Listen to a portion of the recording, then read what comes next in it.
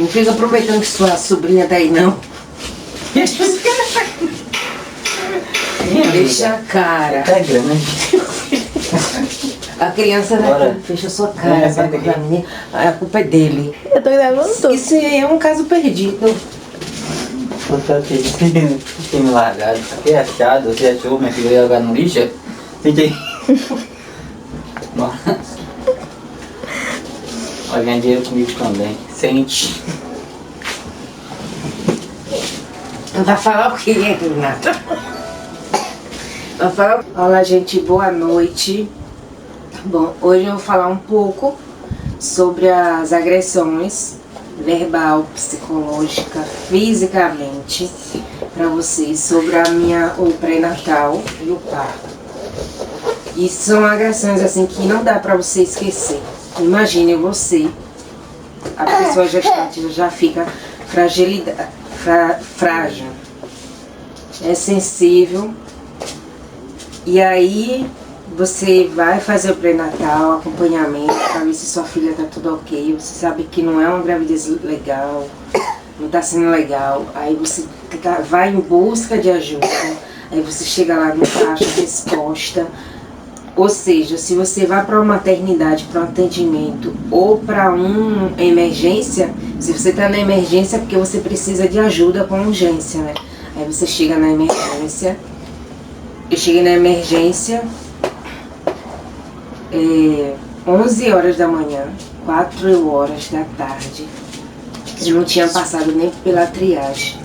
E aí eu fui perguntar se ali não era emergência, se não iam poder me atender, porque eu estava ali com 8 meses de gestação, sangrando, com muita contração. Em 5 minutos eu tive 3 contrações. E aí o enfermeiro simplesmente olha para minha cara e fala que se eu quiser melhorar, que eu mudasse o meu governador, ou então que desse um tapa na cara do governador.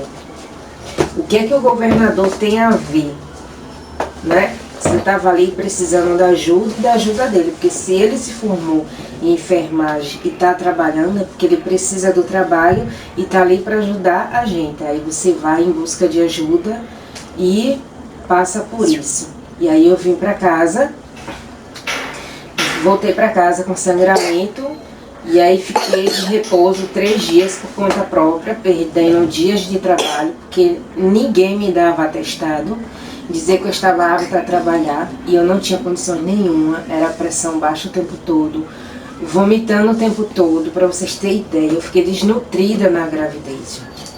E eu tive acompanhamento até o final. E a médica nunca me deu um atestado, a médica nunca passava um internamento para mim, porque era caso de eu ficar internada tomando soro, que eu não conseguia comer.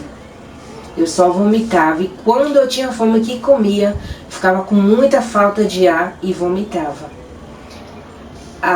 Teve também 2 médicas que quando eu entrei, com muita falta de ar, muita contração, fui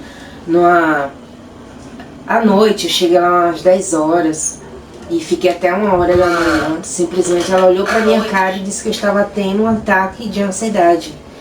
E foi fazer um exame de toque. E aí eu pedi, por favor, para esperar passar a contração para depois ela fazer o exame. Ela simplesmente enfiou a mão com tudo. E quando enfiou, eu sangrei muito. Eu fiquei 1 semana sangrando depois disso, gente. E ainda ela gritou e mandou eu tirar a mão dela. Que simplesmente eu peguei no braço dela e falei: ô doutora, por favor, tem como esperar passar a contração? E aí ela fez isso. E aí passou dipirona, que eu sou alérgica, e ela botou no prontuário que era alérgica e passou. Ou seja, eu não passei mal porque a enfermeira que foi aplicar, a técnica que foi aplicar o remédio, perguntou. E aí ela perguntou se eu não tinha falado pra médica. Eu falei e ela botou no prontuário. E ela anotou e passou dipirona pra mim. E assim, no parto, tanto de médica como enfermeiro e técnico, toda hora entrava. Quando entrava, né, na sala de pré-parto, era só pra falar que eu não estava me ajudando. Eu não estava ajudando a minha filha, que eu estava fazendo a minha filha sofrer. e que era para eu me ajudar e botar força e fazer a coisa certa, porque eu estava prejudicando a minha filha. E eu pedindo ajuda, ou seja, eu estava em sala de pré-parto, sem acompanhamento nenhum, só com meu esposo. E eu acho que se eu não precisasse de ajuda, eu não teria nem ido para a maternidade, né? Teria tido em casa.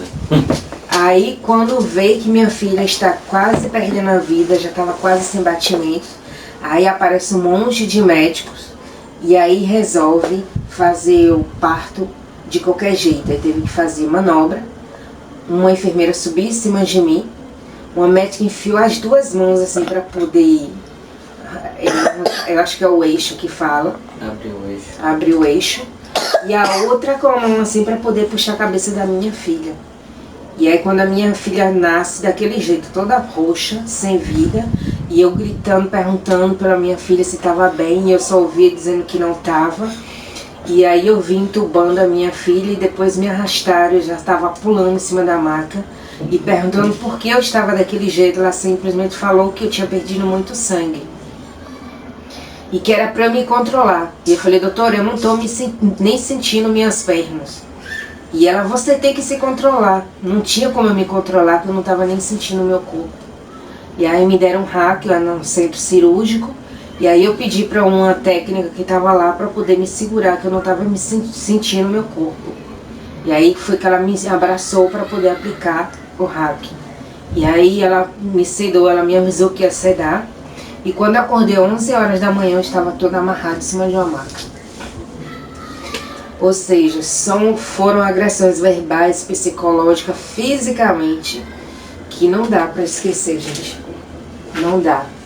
E todos os dias você vê isso acontecendo no atendimento público.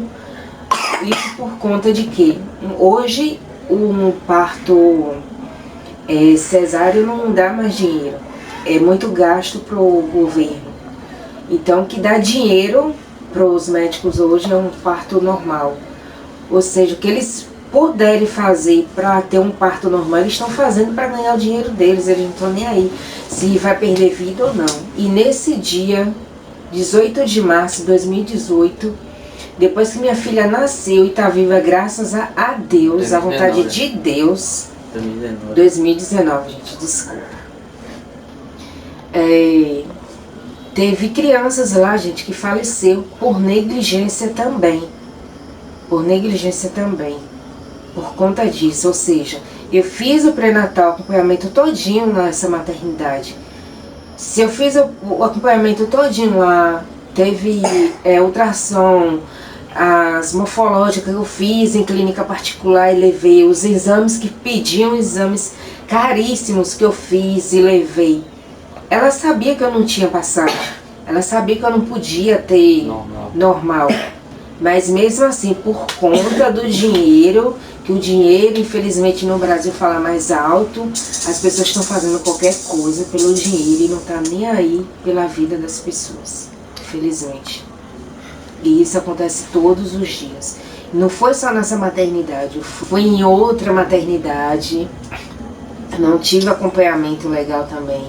No início eu tive em outra também, e com sangramento, com contração, com cólica, e aí fiquei a tarde toda. Imagina, eu cheguei meio-dia, gente, nessa emergência. Meio-dia, 5h30 da tarde, e não tinha sido atendida.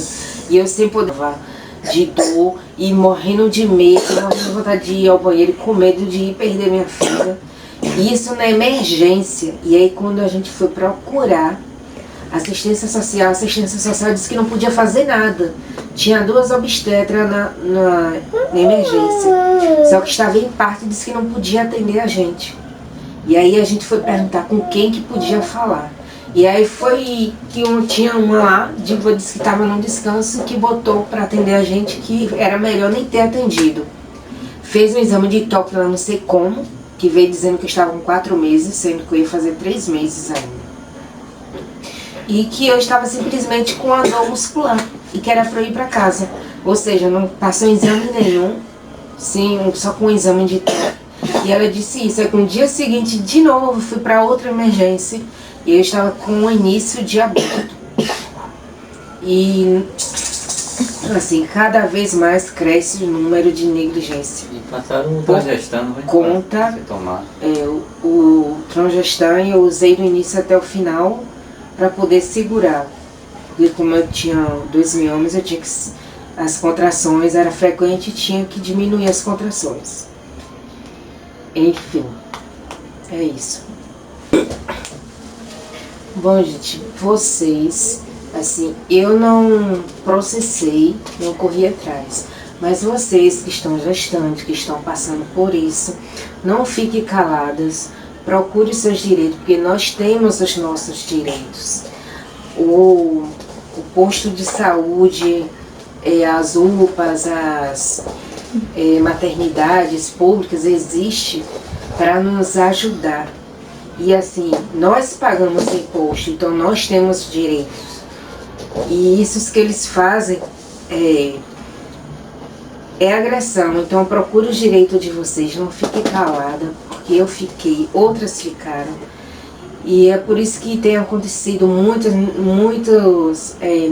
negligências por conta disso. Então eu aconselho a vocês não ficar calado, procure o direito de vocês.